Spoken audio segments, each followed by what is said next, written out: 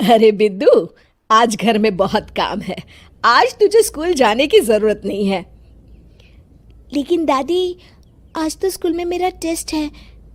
अरे एक दिन स्कूल नहीं जाएगी तो ऐसी कौन सी तेरी कलेक्टर की पढ़ाई छूट जाएगी। वैसे भी मैं देख रही हूँ आजकल तो बड़ी ढीठ हो गई है।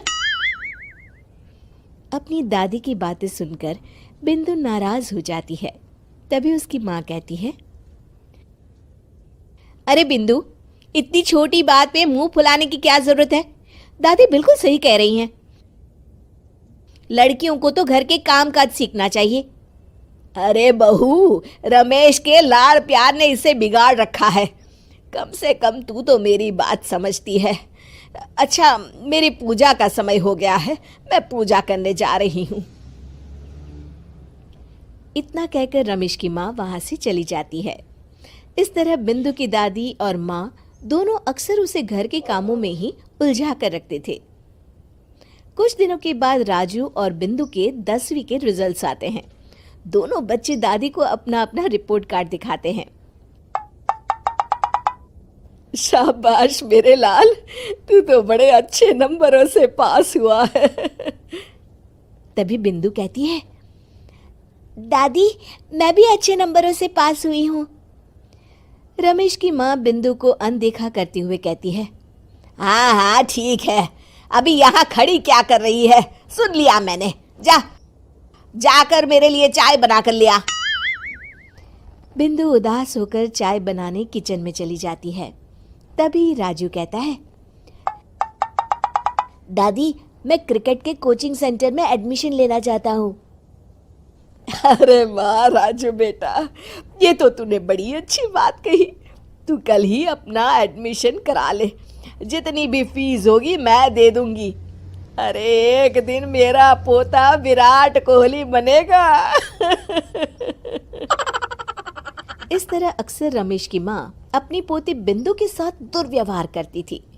कुछ दिनों के बाद रमेश की माँ और उसकी पत्नी दोनों सास बहू मिलकर राजू का एडमिशन अच्छे स्कूल में करवा देते हैं, लेकिन बिंदु का एडमिशन नहीं करवाते। इस बात से नाराज होकर बिंदु अपनी दादी से कहती है, लेकिन दादी, मुझे भी आगे की पढ़ाई करनी है। अरे क्या करेगी आगे की पढ़ाई लिखाई करके हैं? आज से ये पढ़ाई का भूत अपने दिमाग से उतार दे।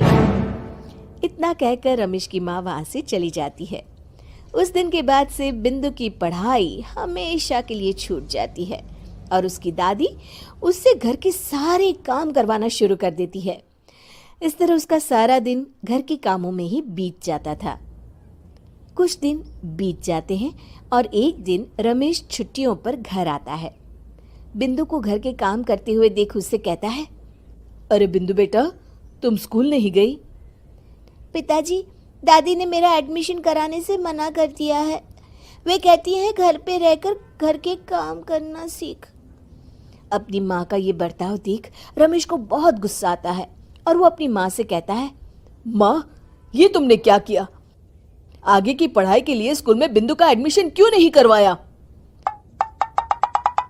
अरे बेटा, लड़की जात है, ज्यादा पढ़ लिख कर क्या करेगी? वैसे भी शादी के बाद तो इसे घर के ही काम करने हैं ना। तुम किस जमाने में जी रही हो माँ? अगर कल्पना चावला के घर वाले भी तुम्हारी सोच के होते तो क्या वो पूरी दुनिया में हिंदुस्तान का नाम रोशन कर पाती? इसका स्कूल छुड़वाकर तुम इसका भविष्य बर्बाद कर रही हो, लेकिन मेरे रहते ऐसा नहीं होगा। बिंदु बेटा, कल ही तुम्हारा एक अच्छे स्कूल में एडमिशन करा दूंगा। तुम जितना चाहे उतना पढ़ो। मेरे होते हुए तुम्हें किसी बात की चिंता करने की जरूरत नहीं है। अपने पिता से हौसला पाकर बिंदु खुश हो जाती है और कहती है, जी पापा, मैं खूब मन लगाकर पढ़ाई करूंगी और बड़ी होकर डॉक्टर बनूंगी। ये हुई ना बात। शाबाश मेरी बेटी। शिक्षा, लड़का हो या लड़की, हमें दोनों को आगे बढ़ने का मौका देना चाहिए।